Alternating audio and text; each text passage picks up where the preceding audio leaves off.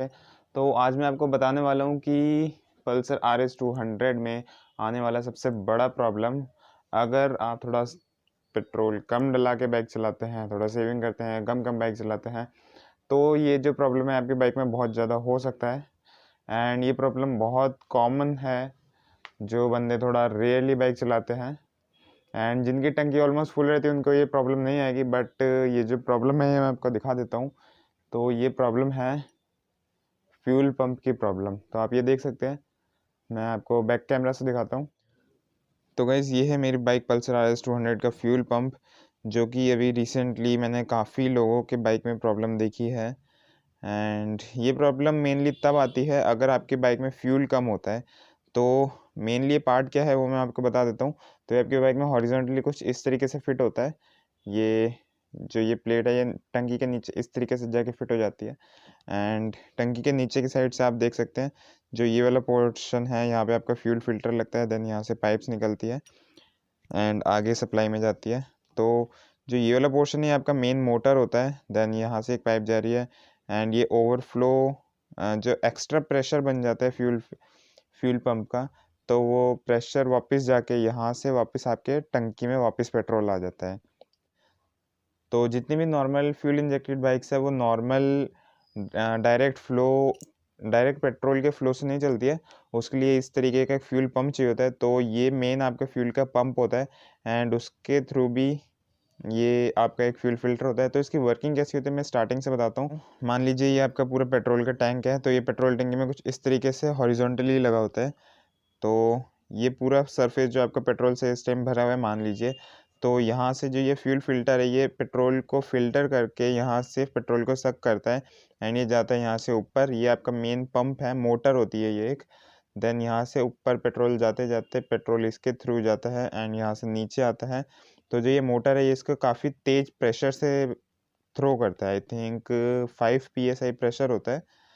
तो यहाँ से पेट्रोल जाता है। देन इधर यहाँ से निकल के यहाँ आपका लगता है फ्यूल फिल्टर एक एक्स्ट्रा, तो उसके थ्रू जाता है। देन वहाँ से जाता है आपका डायरेक्ट फ्यूल इंजेक्टर में। एंड जो ये वाला आप नोजल देख रहे हैं ये वाला, ये होता है आपका एक्स्ट्रा जो प्रेशर क्रिएट हो जाता है उसको वापस यहाँ से जो है किसी तरीके से फ्यूल फिल्टर के थ्रू ही वापस यहाँ से आता है एंड पेट्रोल यहाँ से वापस आपकी टंकी में आ जाता है।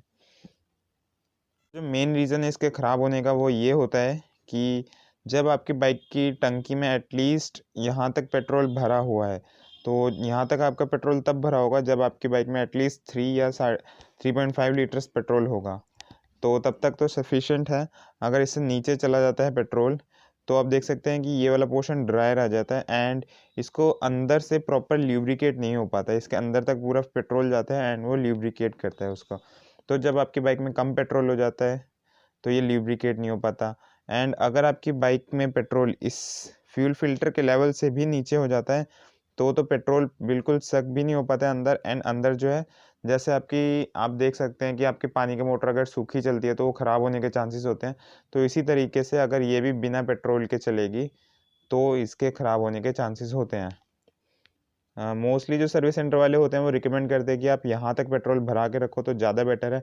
तो आपका कभी फ्यूल पंप में प्रॉब्लम लाइफ टाइम आ ही नहीं सकता है।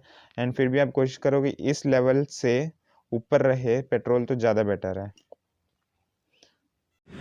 सो गाइस ये है मेरी बाइक एंड ये जो है फ्यूल टैंक के ऊपर का कवर है। ये प्रॉपर फ्यूल टैंक नहीं होता, तो इस कवर के अंदर होता है मेटल का फ्यूल टैंक।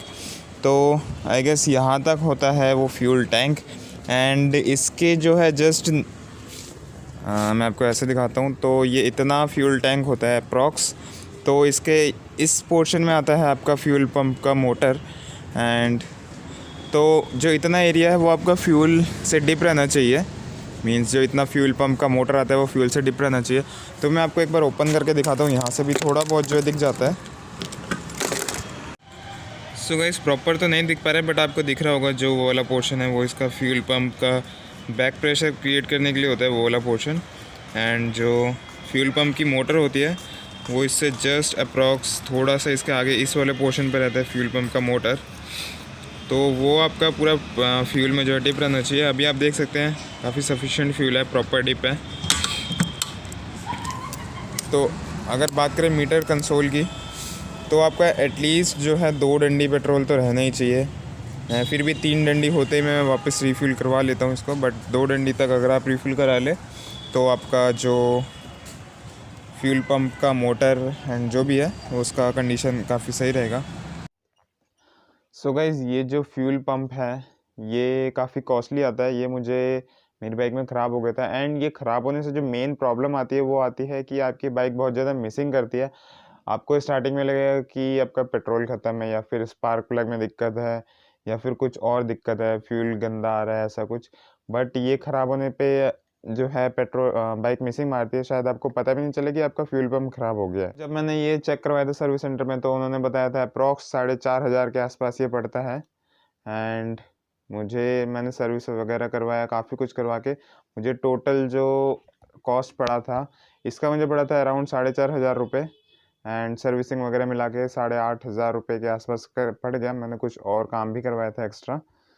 तो गाइज़ वही है कि ये इस फ्यूल पंप जो है ये एक बहुत क्रिटिकल प्रॉब्लम है। अगर आप कम पेट्रोल से बाइक चलाते हैं तो आप उस चीज़ का ध्यान रखिए। सो गाइज़, एक और चीज़, आप में से काफ़ी लोगों की रिक्वेस्ट आई थी कि वोल्ट मीटर का जो है वीडियो बनाने के लिए।